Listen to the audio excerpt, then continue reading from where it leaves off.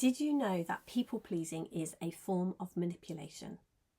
Hello and welcome to this week's episode of The Love Experiment. I am massively, hugely interested in the power of love to change absolutely anything and everything for the better. And this is my experiment. Making the decision to live from love, not fear, has opened me up to seeing those moments when I go back into fear. So I'm inviting you to make that same commitment to and join me in The Love Experiment. So today I want to talk about people pleasing. So how did I stop people pleasing, finally stop doing that forever? I stopped doing that through a desire to understand who I truly am, whose I truly am, and step into fully being that. Because people pleasing is always and only ever something that we do when we don't know who we are, when we don't know whose we are, and we have made up an idea that we are not good enough. There is something fundamentally wrong with us. Because the reason that people pleasing is a form of manipulation is because from this belief within us that there is something missing within us, we are somehow not good enough, we have to get that validation from outside of ourselves, from other people.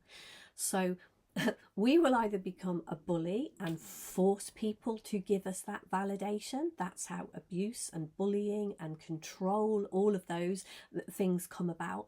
It is a way to force people to give us that validation that we are good enough. Or we can take the route, and this was the route that I took, and I'm guessing if you are watching this video, you are in some way or another interested in this. The route that I took was people pleasing. And the way that people pleasing is a form of manipulation it is because we change who we fundamentally are. We abandon ourselves to be a way that we believe somebody else wants us to be, so that they will like us or in some way or another give us some kind of validation and fill that hole within us, take that gaping away from us to that desire that we have for love, connection, self-acceptance, all of these things. They will fill that. So we are trying to manipulate others. We believe that if they act a certain way or feel a certain way or act a certain way towards us, we will get those feelings of love and connection, belonging, peace of mind, all those things that we desire. Well, believe it from someone who tried that for years and years and years. It simply doesn't work that way. So how does understanding who you are, understanding whose you are, and stepping fully into that change things? Well, when we understand whose we are and who we are, the misunderstanding about not being good enough simply clears itself up. So when we believe that there is something fundamentally wrong with us and we have to change so that we can be okay, we are not listening to our inner guidance, to our inner knowing.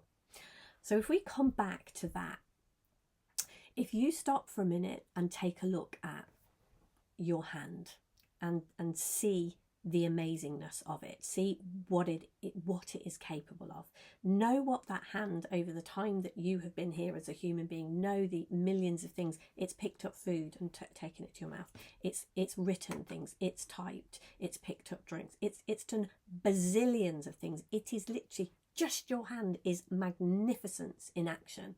Then look outside your window, or remember the last time you went outside or went for a walk or were in nature. Think of mountains and trees and the sun and the stars and the moon and grass beneath our feet and flowers and animals and all of the creation, all of the beautiful things.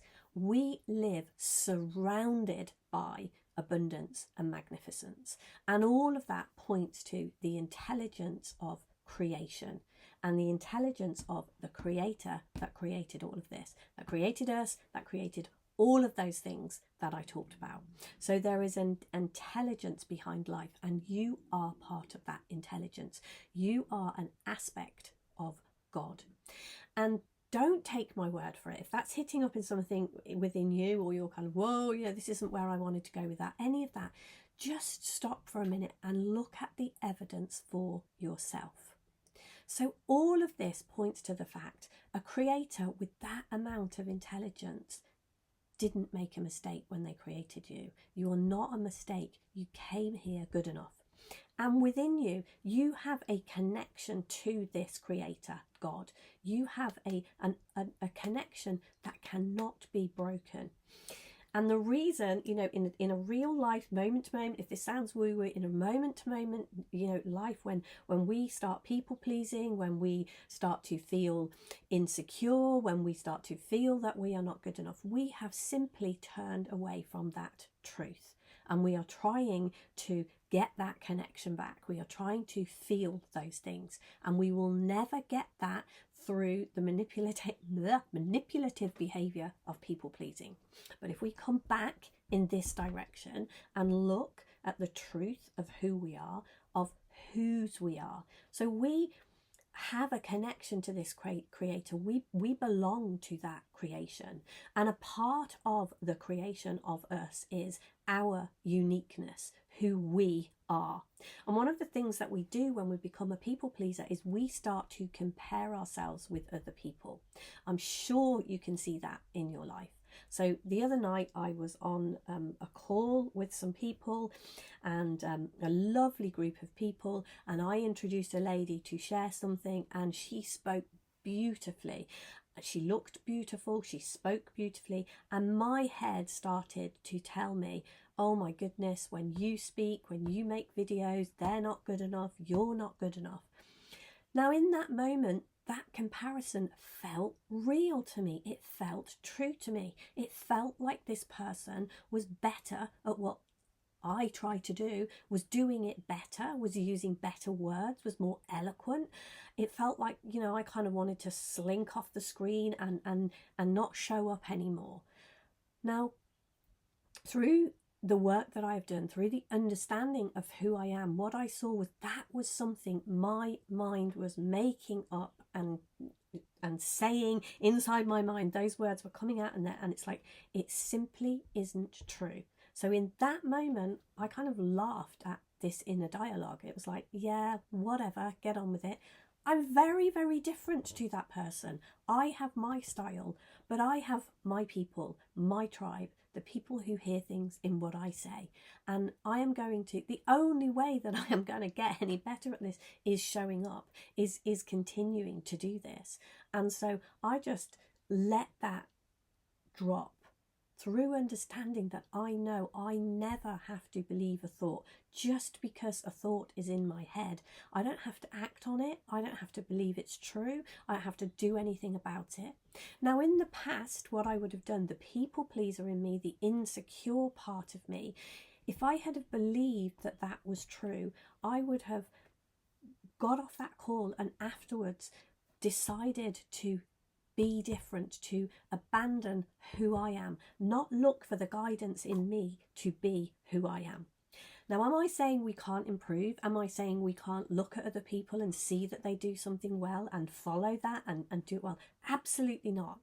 But there is a difference, and there is an energetic, and this is an understanding of ourselves. This is one of those places to understand the I can't think of what the word is. It'll come. To see ourselves and to see that discernment, have discernment about this. And this is a part of our guidance. When we have a desire to be different, to do something different, discernment comes up. So I was looking at this lady, and what happened after that was, oh my gosh, yeah, she does this incredibly well. I could do better when I do that. Not in her way, in my way. I can be me, but better. Not a carbon copy of her, me, but better. So that's discernment. We can see that. So absolutely, the people around us are mirrors, reflectors, gifts. They show us, they light up things in us. So if we are in a space where we are ready to stop people pleasing for good, one of the things that we have to do is become interested in stopping people pleasing. Stop blaming other people. Stop looking for ways outside of ourselves to change that, because that's when it becomes manipulative. That's when, oh, okay, if something out here, if I can force change in something out here, I will feel better, I will feel different. No, no, no, no, no. If we look inwards, if we see there is a way here that I can be better and I can do better, and if we come back to knowing whose we are and who we have guidance from, so our inner guidance is coming from God, it is coming from source energy, it is coming from the greatest intelligence in existence that ever existed. So we can wake that guidance up in ourselves and find out for real in the moment what we do next. So listening to people like me on videos, or anyone who says, oh, in this situation, do this. No, in this situation, tune in to your inner guidance so you know what to do, because there isn't a one size fits all. Because if there was a one way to be different, we would all be doing that. So there's not a way to be different. There's not a way of something, if you do this, it will change. But what there absolutely is a way to know what to do in any given situation. And that is by connecting back to this truth that you have within you, your connection to God, reawakening that, practicing on a daily basis, practicing connecting that, knowing that, hearing that.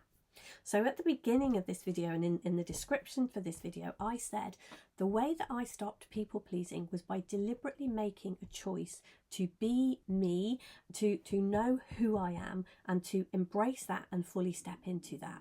So as part of this guidance, when I talked about, you were created by this intelligence, and this intelligence created you as who you are, very specifically to be here in this particular moment as almost like a very specific piece of a beautiful jigsaw, or a very specific thread of a particular embroidery, whatever you want to call it, a very tapestry, a very, very particularly. You were not created by mistake, and very particularly. And this intelligence knows that. And on some level, you do too. You know who you are. And people pleasing and all of these things, the way we get into trouble in our lives in these days is we throw all of that out. And a lot of the reason that we throw that all out is because we have a resistance to the word God. But in my experience, if we don't look at what that is and look at who God is and get past ourselves, we throw out a massive amount of the power that we have. Or we take the power that we have, we don't give it credit from where it came from, and so we lose out because we're not fully operating within truth. So there's a really good reason to see that source is God. There is a very good reason behind that. But knowing that, so this, you were created in a very specific way. You have what I call a God entity. And I'm sure if you've watched any of my videos, you've heard me talk about that before, and I will be talking about it more. So you have your own identity, a God entity, the way that you particularly were created. And this is, I asked God what my God entity is. How did you create me, God? How did you create me to be in the world? And stepping into that and knowing what that is has given me such clarity, such freedom, such a deeper knowing of who I am. It simply doesn't make sense for me to be a people pleaser anymore. So how do we stop people pleasing for good? First of all, we have a desire to do it. We have to have a true desire, a want to do it, because you are going to have to take different actions. You are going to have to be honest with yourself. You're going to have to look at your own behaviour. So a wanting to do it. If you don't earnestly want to do it, the likelihood is you won't. You will stay a victim and you will stay blaming other people. So that want. Then an honest, open heart and mind that you will look at whose you are and who you are and ask questions, reconnect to the truth of who you are. And when we do those things, people pleasing will simply no longer make sense. Trying to change our people-pleasing behaviours without an understanding of who we are, that it is in fact a manipulation to try and fill a hole because we don't know who we are. An understanding of that will simply, if we don't do that, it will be incredibly difficult to change. It's really, really hard to change ourselves through willpower. The only way that we can change is through this intelligence, through the guidance of this intelligence, through the guidance of God that knows us better than we know ourselves. So if you have any questions or anything you want to ask, drop them below this video. I will answer them. I will make other videos. I will expand on any of this if you want expansion on this, but please do drop your comments below. Have a look at the show notes too, because if you're interested in what I'm sharing and want to dive deeper with me, there are ways to join my mailing list and get involved in other things that I'm up to. So have a great day. I will see you somewhere soon. Take care. Bye for now.